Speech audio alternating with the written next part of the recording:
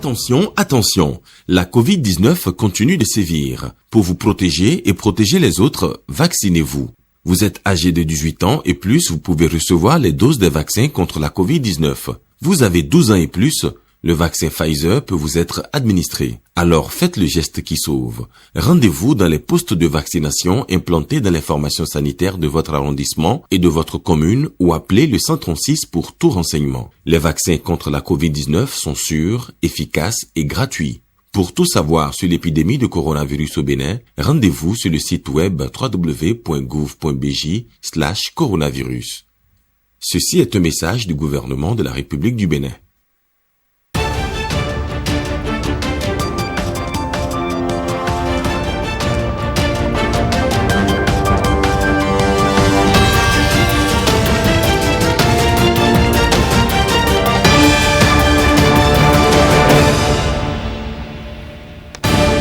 Au sommaire de ce 20h, la suspension du Burkina Faso de la CEDEAO, une sanction issue de la réunion virtuelle organisée par la Communauté économique des États de l'Afrique de l'Ouest ce vendredi. Le président de la République y a pris part.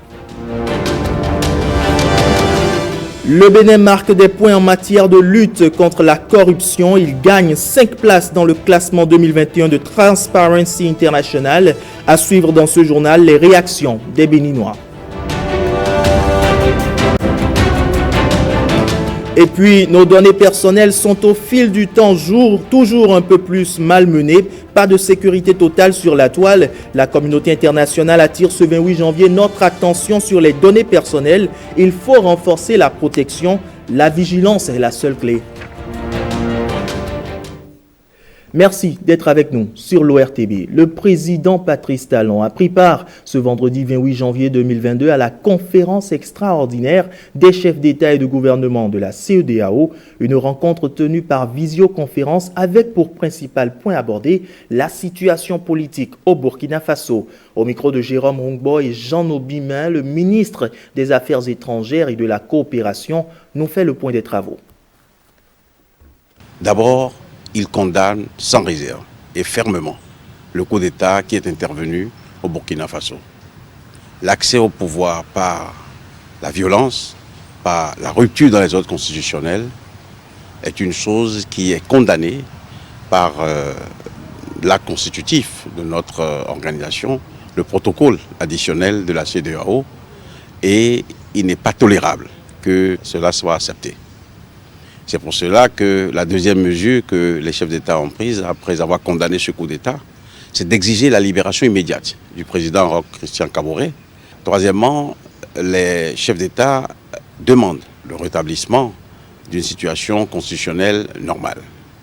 Et pour ce faire, ils ont décidé d'envoyer le comité des chefs d'état-major de nos armées à Ouaga, ainsi qu'une délégation des ministres des Affaires étrangères, délégation à laquelle se joindra le représentant spécial du secrétaire général des Nations Unies pour l'Afrique de l'Ouest et le Sahel. En plus de cela, les présidents ont décidé de suspendre immédiatement le Burkina Faso de toutes les institutions de la CEDEAO et examineront au cours d'un sommet extraordinaire les conclusions des missions qui viennent ici de dépêcher. Ils examineront les recommandations des ministres des Affaires étrangères qui seront sur leur table et cela pourrait les amener à prendre d'autres mesures. Je veux dire que le président Talon, à l'instar d'un certain nombre de chefs d'État, a proposé que le pacte additionnel concernant la démocratie et le respect des ordres constitutionnels dans notre sous-région, dans le cas de la CEDEAO, soit revu. Et donc, les termes de cette révision font l'objet en ce moment d'un travail et certainement qu'au cours du prochain sommet, les conclusions et la version finale de ce qui est recommandé sera connue. Donc, il est important que nous soyons attentifs à ce qui se passe et les chefs d'État, comme l'on dit dans ce métier, demeurent saisis de cette question et vont se prononcer d'ici jeudi. La rupture dans les ordres constitutionnels ne favorise pas le développement de nos pays, ne favorise pas la sécurité au moment où l'on parle de terrorisme Et ce type de rupture est également un frein à l'investissement dont on a besoin pour améliorer les conditions de vie de nos populations. Les militaires sont faits pour défendre la République. Les militaires sont faits pour être soumis au pouvoir civil légitimement installé à la suite d'élections. Le président Kaboré a été élu 2 fois démocratiquement et il n'y avait aucune raison qu'il y ait ce prononciamento qui a eu lieu au Burkina Faso. Voilà, le Burkina Faso est donc suspendu de l'organisation sans autre sanction immédiate. Burkina Faso, où un coup d'État s'est produit lundi et depuis sa prise de pouvoir au Burkina Faso, le nouvel homme fort a fait une déclaration. Écoutons le lieutenant-colonel Paul-Henri Sandaogo Damiba. Je m'engage à convoquer les forces vives de la nation pour convenir d'une feuille de route qui aura pour but de projeter et réaliser le redressement voulu par tous les Burkinabés. Je serai à l'écoute de toutes les femmes et de tous les hommes, de tous les patriotes qui s'engageront honnêtement et de façon sincère et désintéressée à l'édification d'un Burkina Faso prospère et paisible. Les fondements de notre nation seront sauvegardés et les dossiers engagés sur le plan judiciaire souverainement conduits par les autorités ayant reçu compétence à cet effet. Lorsque les conditions seront réunies selon les échéances que notre peuple aura souverainement définies, je m'engage à un retour à une vie constitutionnelle normale. J'appelle toutes les composantes des forces de défense et de sécurité et les volontaires pour la défense de la patrie à se mettre en ordre de marche pour la reconquête de notre territoire. Dans l'union et la cohésion et avec le soutien de tout le peuple burkinabé, j'ai foi que nous relèverons ces défis. C'est un nouveau pas de franchi pour une mise en œuvre efficace de la réforme structurelle du secteur de la décentralisation. Le récent compte-rendu du Conseil des ministres en parlait. Le gouvernement opte pour l'approche participative en vue d'une opérationnalisation cohérente. Et ce matin, une convention cadre est signée à Cotonou entre le gouvernement et l'Association nationale des communes du Bénin. C'était sous les yeux de Igor Ayosso et Jean-Claude James. Voici leur compte-rendu. Instant signature du protocole d'accord. Un geste du ministre d'État et du président de l'Association nationale des communes du Bénin qui donne le top de la mise en œuvre effective de la réforme de la décentralisation. L'objectif visé par cette convention que nous venons de signer est de tracer un cadre de coopération et de transparence pour une mise en œuvre efficace de la réforme. Et à travers cette convention, nous nous donnons ainsi le moyen de réussir la réforme dans une dynamique intégrée pour la promotion du développement local et le bien-être des populations. La signature d'une telle convention entre la NCB et le gouvernement est inédite. Je voudrais vous rassurer, au nom de mes pairs, que nous continuerons à jouer notre partition pour la réussite de cette réforme du secteur de la décentralisation dans notre pays. Cette cérémonie était le cadre idéal pour rappeler les principaux éléments de cette convention cadre. Premièrement, la catégorisation des communes. Deuxièmement, le principe des rémunérations des différents responsables des mairies. Troisièmement, la mise en place du fichier national des principales fonctions administratives et techniques des mairies. Quatrièmement, les conditions remplies par les personnes qui désirent participer à l'appel public à candidature. Cinquièmement, la date de prise d'effet des avantages de fonction des secrétaires exécutifs. Sixièmement, la création d'une cellule chargée du suivi de la gestion des communes. Et enfin, le renforcement des capacités des élus et agents communaux. La réforme structurelle de la décentralisation, une initiative du chef de l'État attachée au principe de la bonne gouvernance.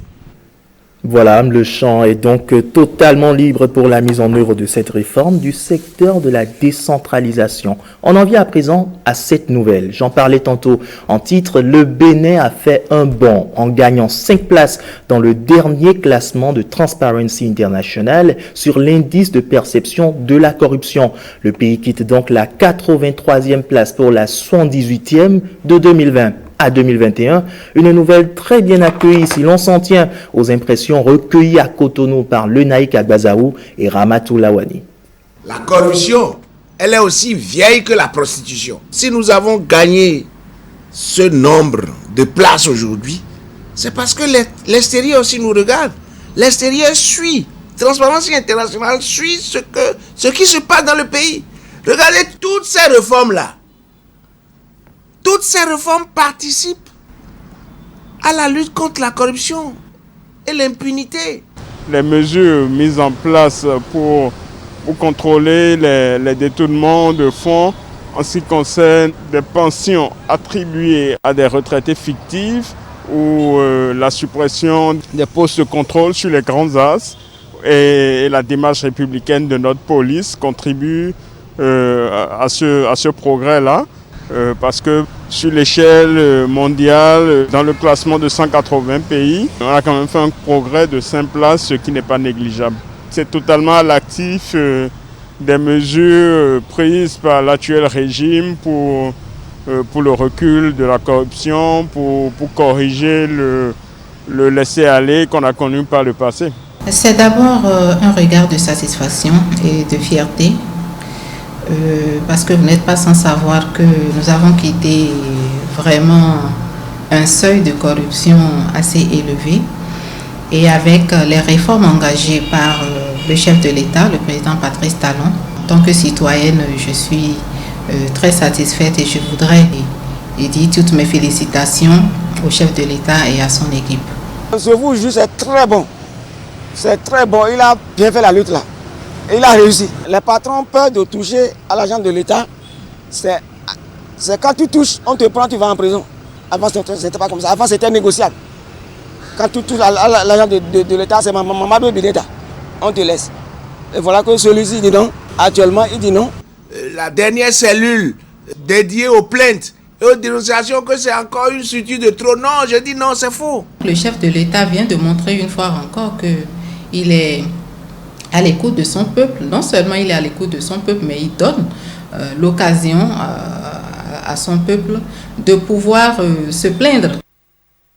Et parlons toujours de ce classement de Transparency International de Cotonou à Lokossa. Ces impressions que vous venez de suivre ne changent pas. Au micro de Nestor Sela et Wenceslas Sarouan-Imon, les populations se sont prononcées sur ce bond du Bénin. Les visages témoignent de la joie ressentie et sur les lèvres, la fierté d'être citoyen béninois. Si les autres pays sont aujourd'hui pays entre griffes développés, comme on nous le fait croire, et par tous les médias, c'est parce que là, le public, la chose publique est mieux gérée. Parce qu'il y a des tests qui sont appliqués. Et depuis l'avènement de la rupture, moi je pense que des efforts louables sont faits sous le leadership du président Guillaume Atana Talon, que je remercie et salue au passage, à qui je dis courage. Puisque la corruption, c'est une grande mafia. C'est une hydre à multiples têtes. Vous coupez une, deux ou plusieurs surgissent. Déjà aux premières heures, quand ceux qui avaient eu la possibilité de gérer les devises publiques ont commencé à être interpellés, on a vu l'opposition commencer à crier à la chasse aux sorcières. Mais très vite, quand ceux qui occupent des postes de responsabilité depuis 2016 ont commencé aussi à être interpellés et par rapport à cette lutte contre la corruption, tout le monde s'est tu. Aujourd'hui, la lutte contre l'impunité est devenue une chose qui se constate. Et c'est d'ailleurs pourquoi j'invite le gouvernement à toujours continuer dans ce sens, afin que tout le monde comprenne que la lutte contre la corruption appartient à chacun. Par le passé, le rang qu'occupait le Bénin en matière de corruption n'était pas du tout reluisant. Donc aujourd'hui, on en est fiers et nous saluons le gouvernement pour l'effort qui est fait dans ce sens. Et nous souhaitons également qu'ils poursuivent et qu'ils ne s'arrêtent pas. Comme d'aucuns le pensaient, c'était comme si c'était la chasse aux sorcières. Mais non, il n'y a pas mouvancier, il n'y a pas opposant. Dès que vous tombez sous le coup de la loi, eh bien la loi vous est appliquée. Et moi, je salue beaucoup le gouvernement. Les services de maternité et pédiatrie du CHUD Borgo-Alibori disposent désormais d'un cadre attrayant avec des équipements modernes pour le bonheur de ses usagers. La Fondation Claudine Talon a en effet procédé à la réhabilitation de ces services, toujours dans le souci d'améliorer la qualité des soins. La cérémonie d'inauguration de l'infrastructure a eu lieu ce mercredi à Parakou en présence de Michael Noatin et Dorcas Tito. C'est vraiment un honneur, ce geste. Bravo, félicitations, merci. Entièrement réhabilitée et dotée d'un plateau technique de dernière génération, la pédiatrie du CHUD Borgo-Alibori fait peau neuve. Le service de maternité, quant à lui, a connu une extension comprenant 4 salles d'hospitalisation également équipées. L'initiative est à mettre à l'actif de la Fondation Claudine Talon. Ce bâtiment est composé essentiellement de 2 grandes terrasses d'entrée et à l'intérieur d'un couloir de circulation, d'un bureau surveillant avec sa toilette et de 4 salles d'hospitalisation de 40 mètres carrés équipées entièrement. Il y a 2 blocs de toilettes de 5 cabines chacun. Et ensuite, il y a un débarras. Le bâtiment est aussi extensible parce qu'il y a une cage d'escalier qui donne à la toiture terrasse. Cet investissement entre dans le cadre de l'amélioration de la qualité et de la prise en charge des clients du CHUDBA et spécialement de la mère et de l'enfant.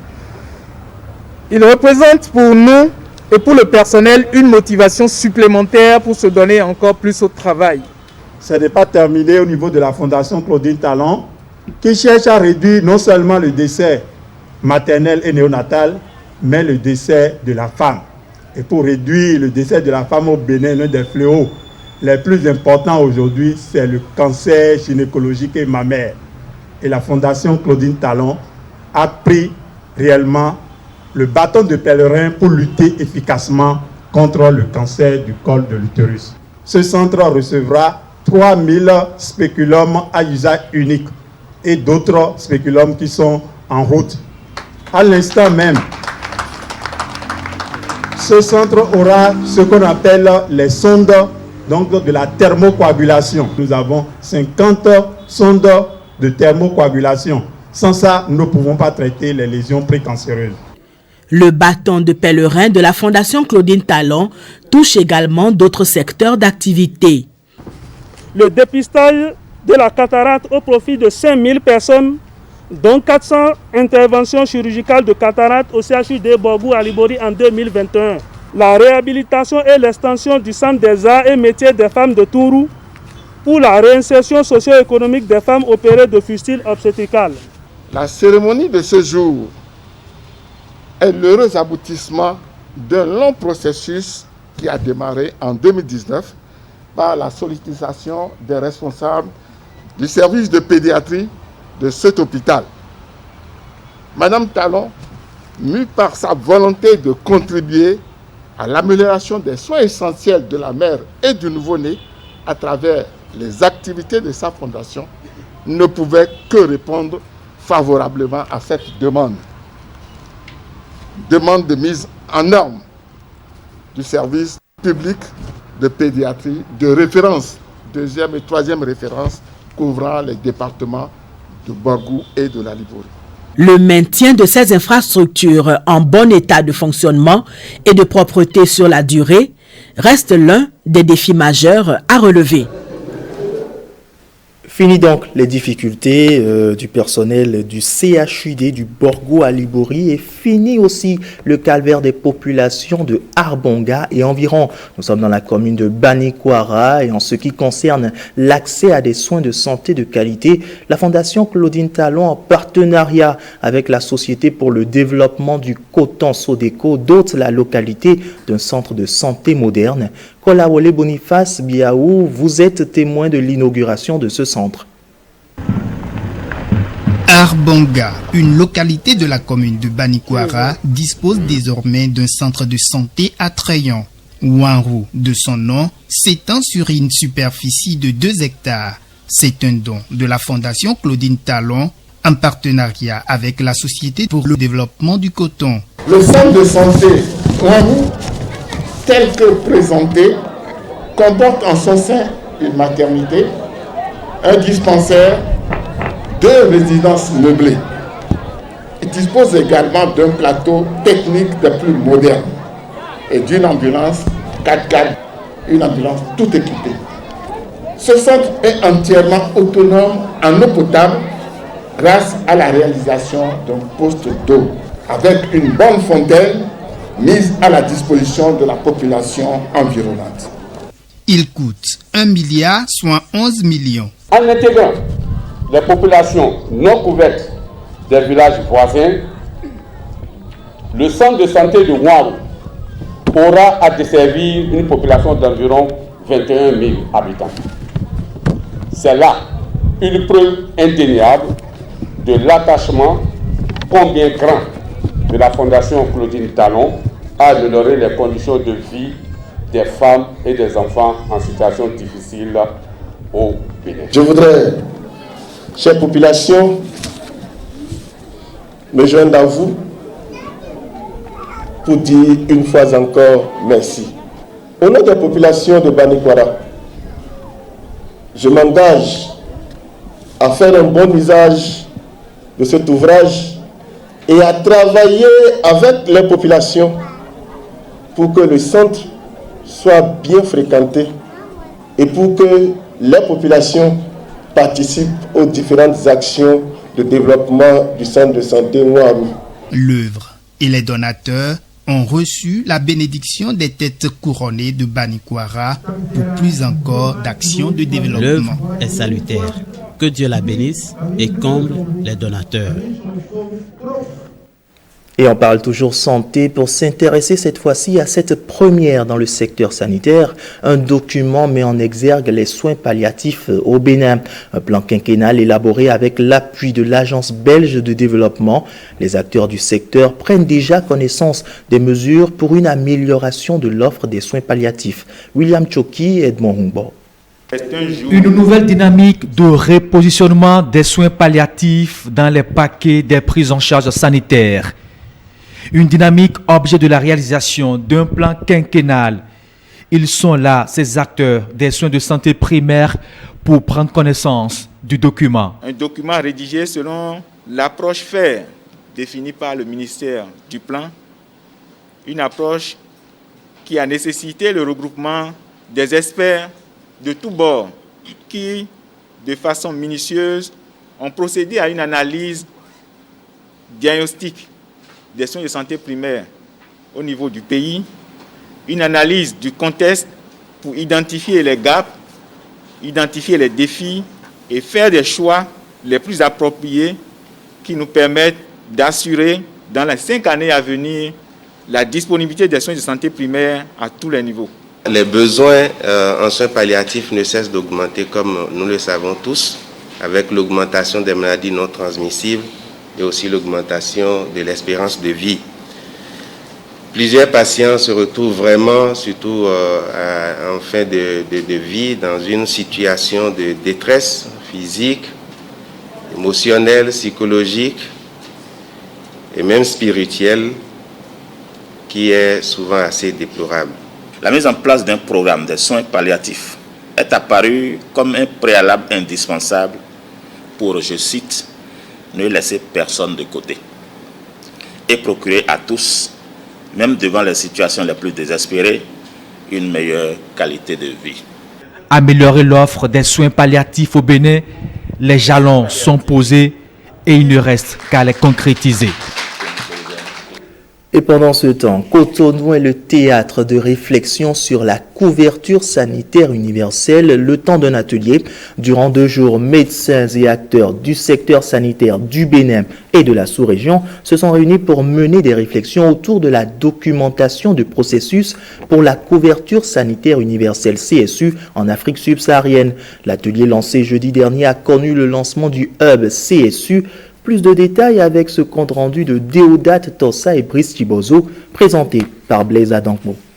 Créer un cadre d'échange et de partage d'expériences qui réunit en son sein les différents acteurs impliqués dans l'effectivité de la CSU, entendez, couverture sanitaire universelle, telle est l'ambition du Hub CSU qui voit ici le jour. Cette toute première rencontre est placée sous le thème « Documentation de processus pour la couverture sanitaire universelle en Afrique subsaharienne ». Des millions de personnes, même dans le pays le plus riche du monde, ont des difficultés pour accéder aux soins de santé de base, à des choses aussi essentielles que se faire soigner pour une dent. Les coûts sont énormes, la santé coûte cher.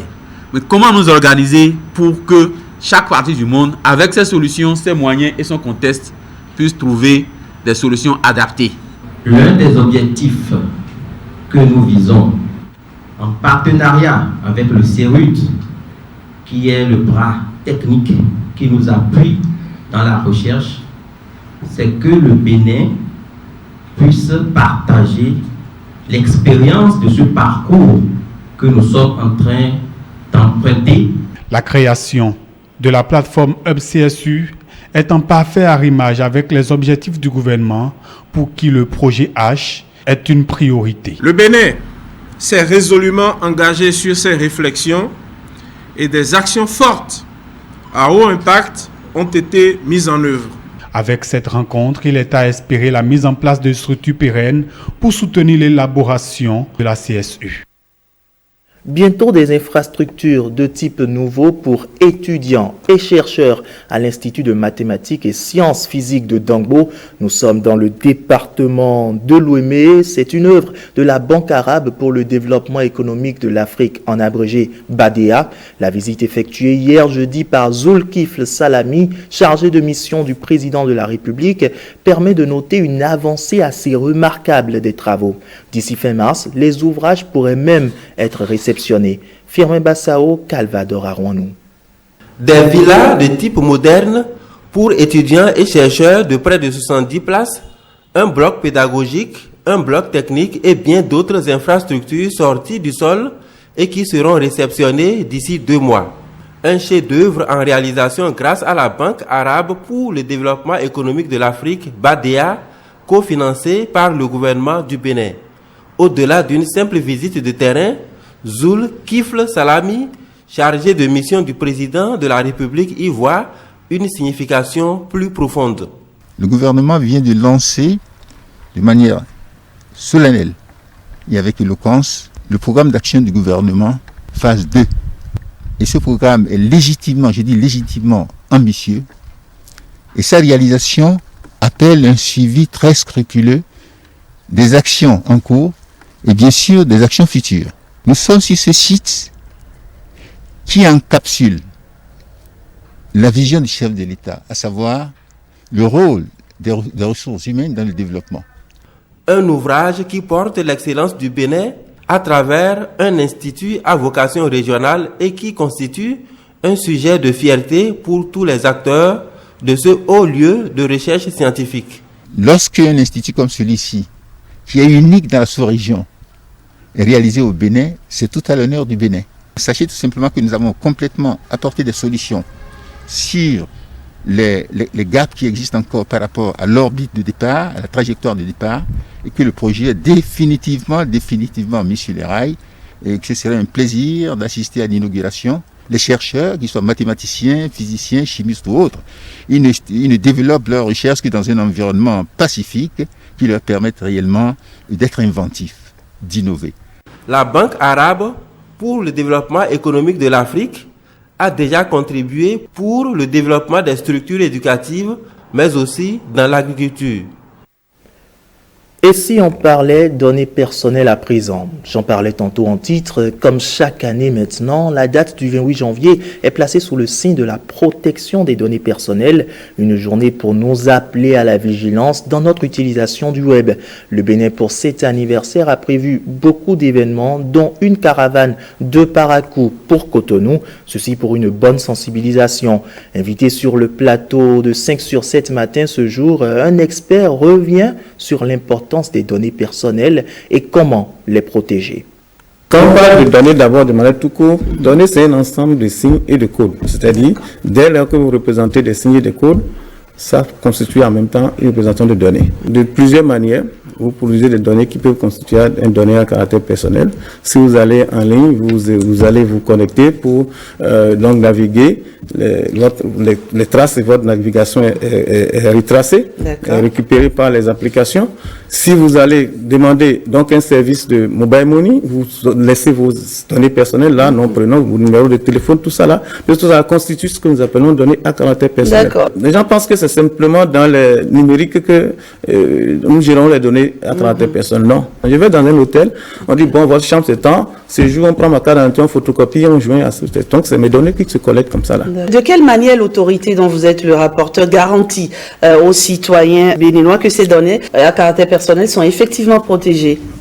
Vraiment, c'est plusieurs manières. D'abord, nous procédons par des sensibilisations. D'accord. Et puis, nous appelons tout ce que nous appelons responsables de traitement, c'est-à-dire ceux qui procèdent à la collecte et au traitement des données à caractère personnel, nous les obligeons à remplir les formalités auprès de la PDP. Dans ces formalités, tous les droits des citoyens sont énumérés dedans et les devoirs, tout ça là, ainsi de suite. Donc, tout récemment même, nous avons procédé à la formation de ce que nous appelons les délégués à la protection des données à caractère personnel. C'est-à-dire, c'est ceux-là qui, dans les structures qui collectent massivement des données personnelles, ont l'obligation de désigner quelqu'un pour pouvoir suivre la collecte, c'est-à-dire comment, de quelle manière, si un traitement doit s'effectuer, de quelle manière il doit s'effectuer, et aussi la mise en conformité par rapport à la loi.